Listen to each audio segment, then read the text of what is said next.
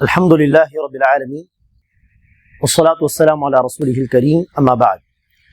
அன்பார்ந்த சகோதர சகோதரிகளே, இது அல் குர்ஆனை பார்த்து ஓதுவதற்கு தேவையான பயிற்சி வகுப்பு.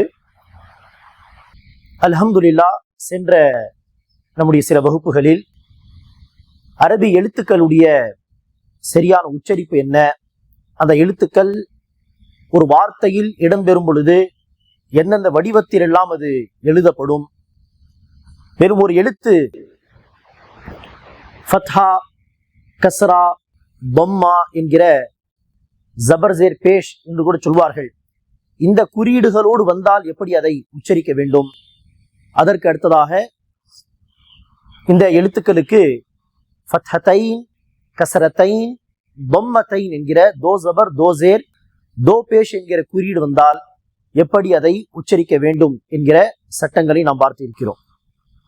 இன்றைய பாடத்தில் நாம் இன்ஷா அல்லாஹ் சுகூன் என்கிற ஒரு குறியீடு வந்தால் எப்படி படிப்பது என்பதை நாம் பார்ப்போம் இன்ஷா அல்லாஹ்.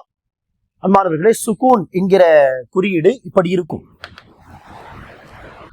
சுகூன் என்கிற குறியீடு ஒரு சின்ன தால் மாதிரி, ஒரு எழுத்து மீது ஒரு சின்ன தால் மாதிரி ஒரு குறியீடு இருந்தால் அதுதான் சுகூன். சுகூன் வைக்கப்பட்ட ஒரு எழுத்தை என்ன செய்ய முடியாது, படிக்க முடியாது தனியாக.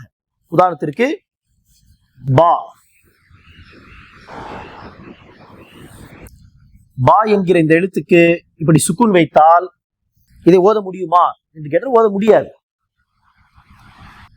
இந்த எழுத்துக்கு முன்னால் ஏதாவது ஒரு எழுத்து ஃபத்ஹா, வம்மா, கஸ்ரா என்கிற குறியீடுகளோடு வந்தால் மட்டும்தான் இதை ஓத முடியும். இங்கிலீஷ், தமிழ் பொறுத்தவரையில் இப்படி நாம் எழுத ஆரம்பிப்போம், லெஃப்ட் டு ரைட் இல்லையா. அரபியில் ரைட் டு லெஃப்ட் என்கிற அடிப்படையில் இந்த எழுத்துக்கு முன்பாக இங்கு ஏதாவது ஒரு எழுத்து வந்தால்தான்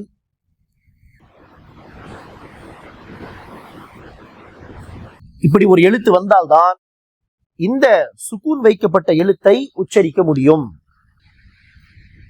அவ்வாறு இந்த எழுத்துக்கு முன்பாக ரைட் சைடில் ஒரு எழுத்து வந்தால் அந்த எழுத்தையும் இதையும் இணைக்க வேண்டும். இப்படி இணைத்து ஓதுவதற்காக தான் அந்த சுகூன் என்பது பயன்படுத்தப்படுகிறது. ஆகவே பாருங்கள், ஹா பொம்மா ஹூ, ஹா பொம்மா ஹூ. ஆனால் ஹாவுக்கு அடுத்து பா சுகூன் வந்திருக்கிறது. ஆகவே அந்த ஹா பம்மா பா சுகூனை இணைத்து ஓத வேண்டும். எப்படி? ஹா பம்மா பா சுகூன் ஹுப், ஹா பம்மா பா சுகூன் ஹுப், ஹுப். இப்படி இரண்டையும் இணைப்பது. அந்த விதத்தில் பாருங்கள், ஹம்சா ஃபத்ஹா பா சுகூன் அப், ஹம்சா கஸ்ரா பா சுகூன் இப், ஹம்சா பம்மா பா சுகூன் உப். சேர்த்து ஓதுவது. ஜீம் ஃபத்ஹா மீம் சுகூன் ஜம், ஜீம் கஸ்ரா மீம் சுகூன் ஜிம், ஜீம் பம்மா மீம் சுகூன் ஜும். இப்படிதான் ஒவ்வொரு எழுத்தையும் நாம் இன்ஷா அல்லாஹ் அடுத்து பயிற்சியில் படித்து பார்ப்போம். அங்கு உங்களுக்கு புரியும் இன்ஷா அல்லாஹ். இப்படி சுகூன் வைக்கப்பட்ட அந்த எழுத்தை தனியாக உச்சரிக்க முடியாது. அதற்கு முன்புள்ள எழுத்துக்கு ஃபத்ஹாவோ கஸ்ராவோ தம்மாவோ இருக்கும். அதோடு இந்த சுகூன் வைக்கப்பட்ட எழுத்தை இணைத்துதான் ஓத வேண்டும்.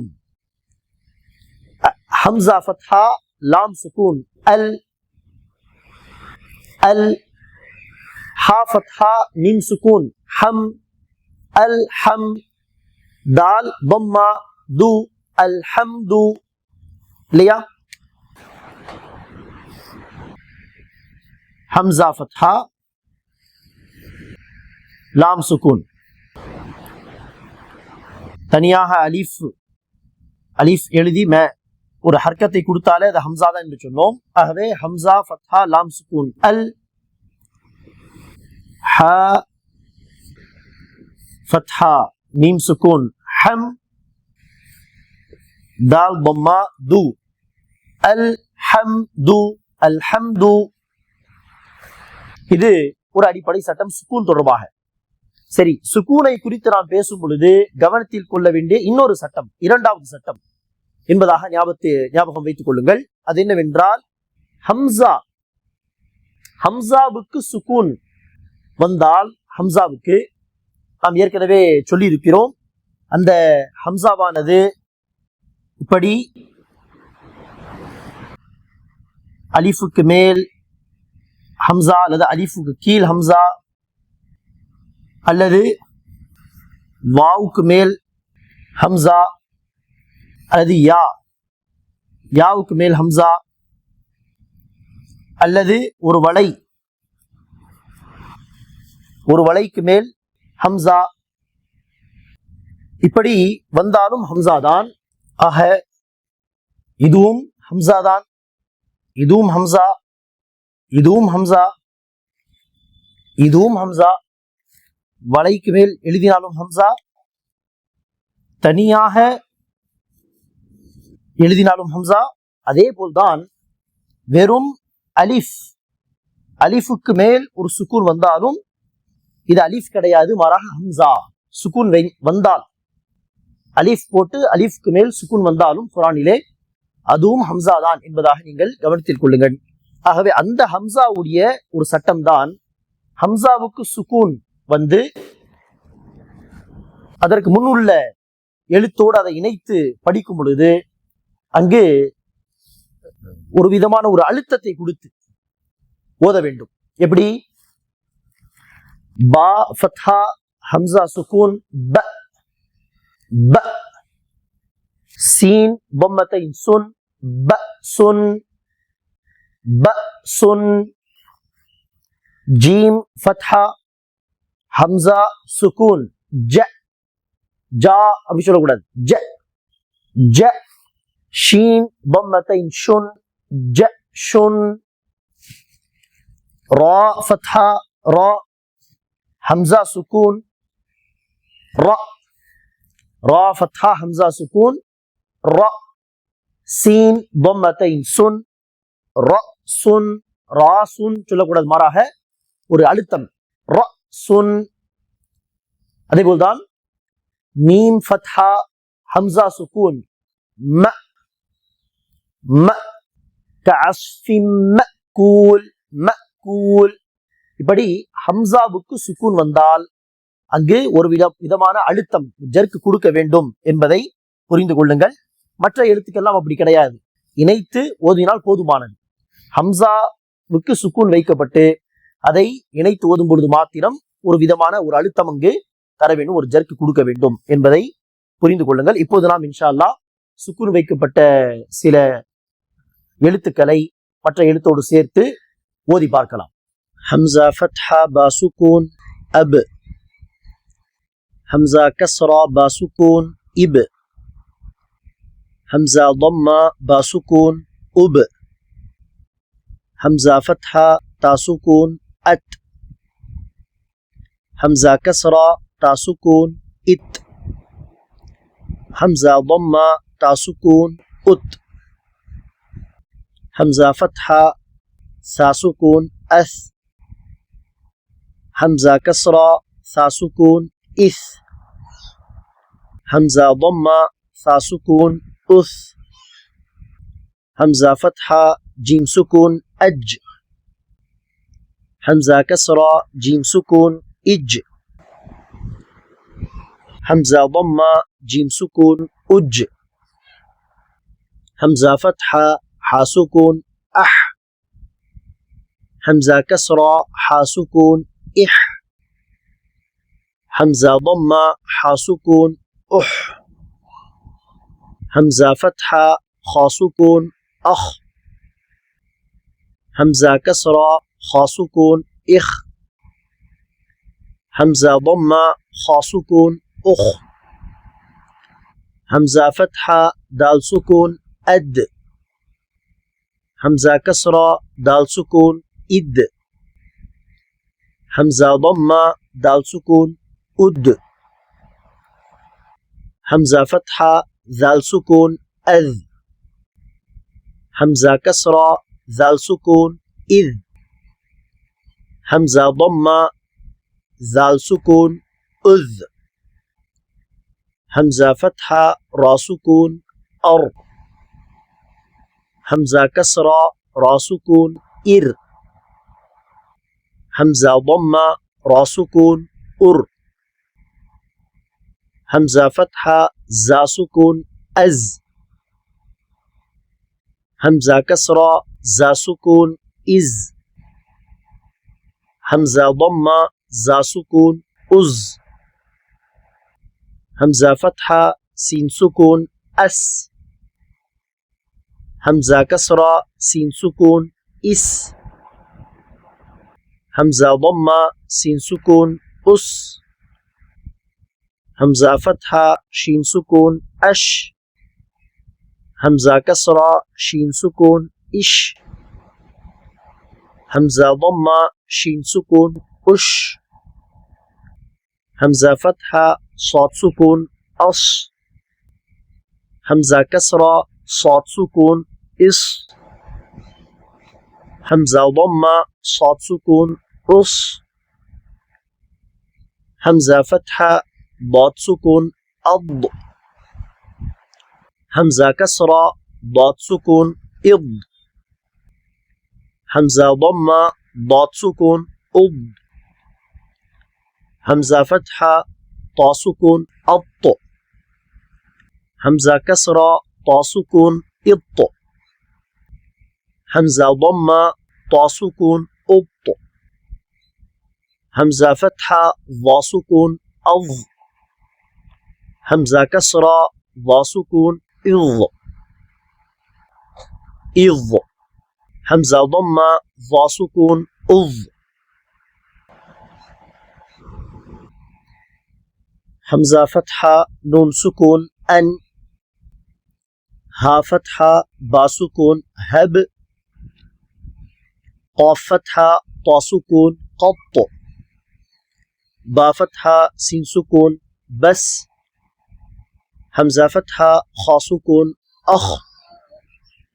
صاد فتحة ها سكون صه.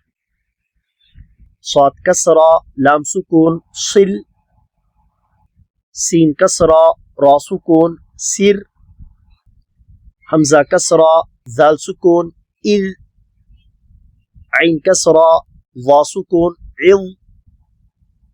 عين كسرة فا سكون عف. ها كسرة ميم سكون هم. ذال ضمة قاف سكون ذق.